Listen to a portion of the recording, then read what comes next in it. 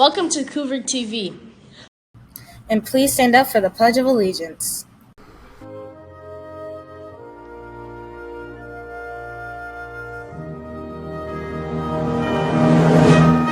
I pledge allegiance to the flag of the United States of America and to the republic for which it stands, one nation, under God, indivisible, with liberty and justice for all. Cougars, I am Mrs. Burrell, and I'm the Magnet Coordinator here at Congress Middle School.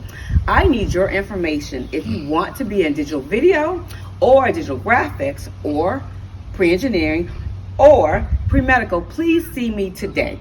Thank you. My name is Maritza, and today we're going to be interviewing one of Mr. Wilson's graphic design 3 kids. Here we with Nevaeh. What do you like about Mr. Wilson's class? I enjoy the atmosphere and the way he teaches. Why did you choose to be in graphic design? Because I like art and I knew it had something to do with art. What was your favorite project that you've done and why? I enjoyed animation because we get to be creative in our own way and we get to see our work in progress over time and eventually how it can turn out into a cartoon or something. What is your favorite software to use? Procreate. Thank you.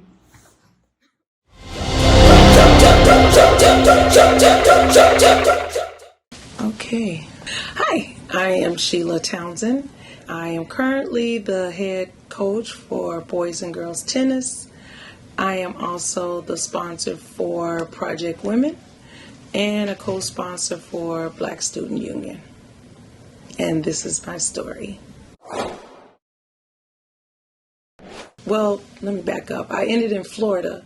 My daughter was selected to participate with the United States Tennis Association tennis program, and it was a boarding situation. For me, the tennis was just a byproduct, but at the end, the ultimate goal was always to use that to educate her. Education was always the forefront. The tennis was just a vehicle that we used to help pay for them for school. Education doesn't necessarily always mean academia, but also how you educate yourselves in understanding differences with people, with circumstances, with cultures. And that type of education is a real life education. The academics just helps you to bring it into a full circle to understand everything. There's a quote from Malcolm X where he says, without an education, you're not going anywhere in this world. And it's true. School is about how to teach you how to critically think and not how to be a robot and just regurgitate information. And this is about growth. This is how you grow. I'm almost embarrassed to say that there are still so many things that I'm still learning about my history that I never knew about. Even though I grew up in Chicago, none of this information was in my social studies or history books. But there are so many things that I'm still learning about and am intrigued how these people under such dire, dark, hard circumstances were able to find so many things, whether it was different inventions that they came up with, their persistence of trying to find a better life. And they knew that education was the way out. And I just want to say this too, because people, especially a lot of young people, think like slavery was so long ago. I grew up with my grandmother, who was born in 1901, and I also knew my great-grandmother, who was born at probably close to when slavery was ending. So I want you to understand it's not that long ago. I knew my grandmother, my great-grandmother. There's nothing that says that life is going to be easy. Not one thing. And you may think you have it bad, but trust, there's somebody who has it 10 times worse than you. But the real life skill is everybody is going to get knocked down at some point, whether it's their teenage, 20s, 30s. There's nobody that's at this campus on this grounds that does not or did not get knocked down. But it's how you get up. That is the real thing. How is it that you find a way to find something that you could grab onto? Something positive. It's not only finding a way, looking for the positive, and it's the perspective of how you see things. It's your perspective. Whether through the air, Along the track. or on the road, modern-day transportation has transformed the way we travel on a global scale, allowing mobility like never before. But as growing populations and densely packed cities stress these systems, innovators around the world are imagining faster, more sustainable ways to get from A to B.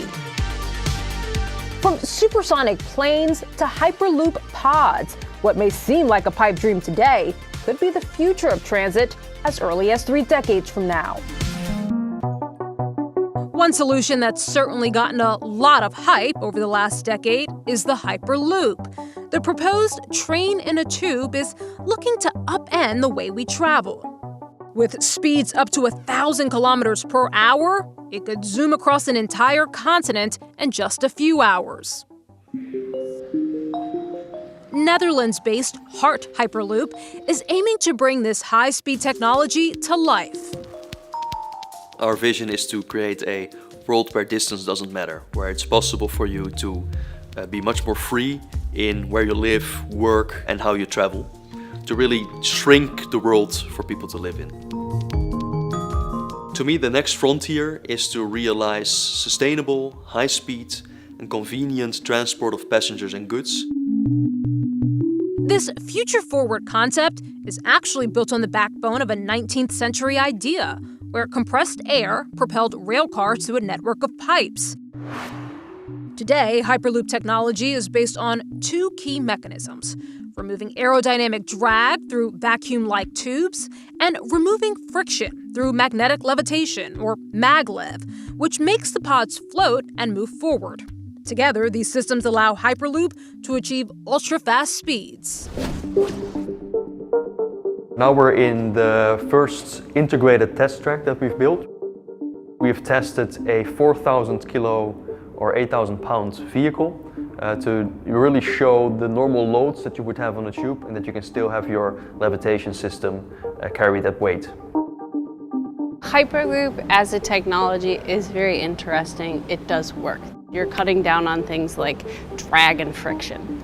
High level, from a basic physics perspective, that's really interesting.